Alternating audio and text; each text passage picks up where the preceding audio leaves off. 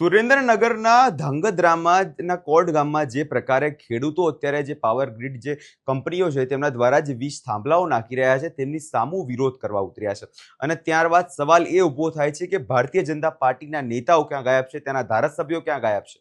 હવે આ જ મામલાને લઈ સુરેન્દ્રનગરના જે હળવદના ધારાસભ્ય જે પ્રકાશ વરમોરા છે અને જે મંત્રી છે કાંતિ અમૃતિયા મોરબીના તે મેદાને આવ્યા છે અને હવે મુખ્યમંત્રીને રજૂઆત કરી દીધી છે।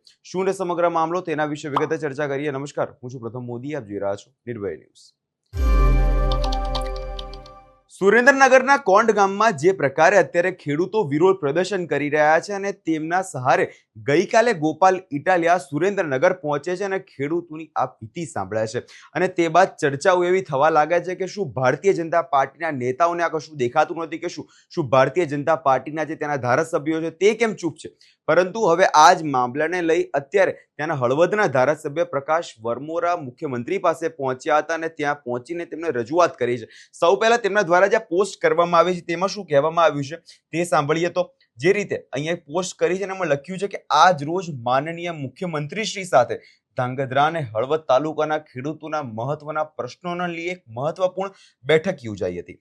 બેઠક દરમિયાન ધાંગધ્રા અને હળવદ તાલુકાની નર્મદા કેનાલોમાં તાત્કાલિક પાણી છોડવાની રજૂઆત કરવામાં આવી, જેથી ખેડૂતોને સિંચાઈ માટે જરૂરી પાણી સમયસર ઉપલબ્ધ થઈ શકે અને ખેતીનું કોઈ નુકસાન ન થાય।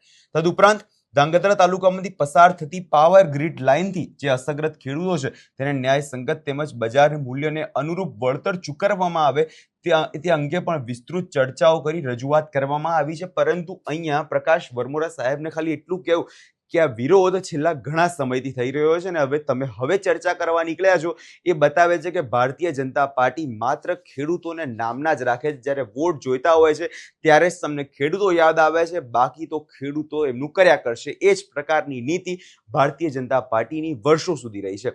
સુરેન્દ્રનગરના જે ત્યાંના નેતા છે રાજુ કરપડા, તે પણ જ્યારે ભારતીય જનતા પાર્ટીમાં આવ્યા, જ્યારે એમણે ખેસ ધારણ કરી લીધો ત્યારે તેમણે પણ હવે ખેડૂતો માટે લડવાનું મૂકી દીધું છે અને અત્યારે જે ખેડૂતો જે ત્રાહિમામ પુકારી ઉઠ્યા છે તેમનો ભારતીય જનતા પાર્ટી પાસે તો કોઈ જ જવાબ નથી। વધુમાં તેમના મુખ્યમંત્રીશ્રીને બંને મુદ્દાઓને ગંભીરતાપૂર્વક સાંભળીને સંબંધિત વિભાગોની જરૂરી કાર્યવાહી કરવા માટે યોગ્ય સૂચનાઓ આપવાની હકારાત્મક ખાતરી આપી છે। ખેડૂતોના હિત, અધિકાર અને સર્વાંગી વિકાસ માટે અમે સતત પ્રયત્નશીલ છીએ અને તેમના પ્રશ્નોના યોગ્ય નિરાકરણ માટે પ્રતિબદ્ધ છીએ। આ બેઠકમાં માનનીય રાજ્યમંત્રી શ્રી કાંતિલાલ અમૃતિયા, સાથી ધારાસભ્ય, તેમના સંગઠનના હોદ્દેદારો પણ ઉપસ્થિત રહ્યા હતા। જે રીતે અહીંયા આખો ફોટો જોઈ શકો છો તેમાં તમે કાંતિલાલ અમૃતિયા છે, પ્રકાશ વરમોરા છે અને આ જે બધા જ લોકો જે હોદ્દેદારો છે તે અત્યારે એમણે મુખ્યમંત્રી સાથે બેઠક કરી છે। જે મોરબીના જેતપરમાં પણ આ જ પ્રકારની પરિસ્થિતિ અત્યારે થઈ રહી છે, તેમાં પણ લોકો એ જ સવાલ પૂછી રહ્યા છે કે ક્યાં છે કાંતિલાલ અમૃતિયા, ક્યાં છે એ મંત્રી જેમને અત્યારે ખેડૂતોના વારે હોવું જોઈએ, પરંતુ તેમનું કોઈ નિવેદન જ સામે નથી આવી રહ્યું।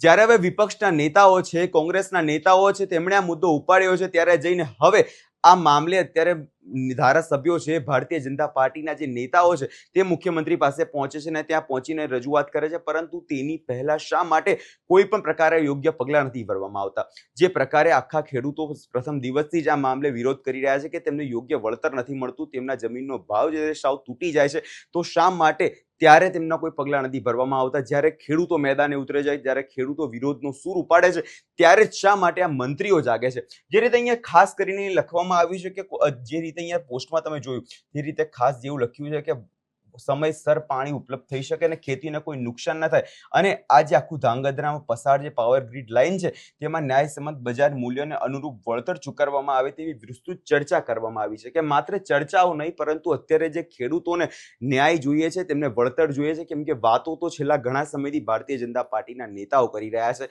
પરંતુ તેમનું કોઈ ફળ જે છે ખેડૂતોને નથી મળી રહ્યું। માત્ર જ્યારે વોટ લેવાના હોય છે એ પ્રકારની રાજનીતિ ભારતીય જનતા પાર્ટીમાં અત્યારે ખાસ કરીને જોવા મળી રહી છે। હવે આગળના દિવસોમાં જોવાનું ખાસ કરીને એ રહેશે કે આ જે પ્રકારે અત્યારે વાતો કરવામાં આવી છે, જે મોટી વાતો અત્યારે ત્યાંના ભારતીય જનતા પાર્ટીના નેતાઓ દ્વારા કરવામાં આવી છે, એનો કોઈ પણ પ્રકારે કાર્યવાહી થાય છે કે કેમ?